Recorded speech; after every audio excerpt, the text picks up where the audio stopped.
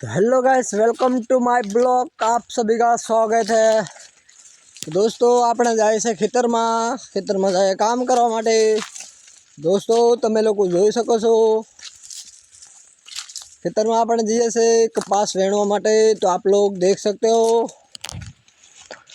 देखो અહીંયા આપણે કપાસ છૂટાઈ જશે પણ છે ને હમણે પાછો આંસો ફૂટી રહ્યો છે। તમે લોકો જોવો, हमारे इंस्टाग्राम वाले दोस्तों अच्छे से देखना।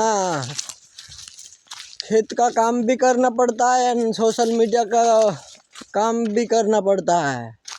हाँ देखो गाइस, ये हमारे खेतीबाड़ी है, ऐसी खेतीबाड़ी है। यहाँ पर हम चने भी पकाड़ते हैं एंड कपास भी पकाड़ते हैं। जो गाइस गाइस पाछो एम नहीं कहेवानुं के अहींया फीड देखाती नहीं, अमुक लोग कहे छे एटला माटे बराबर।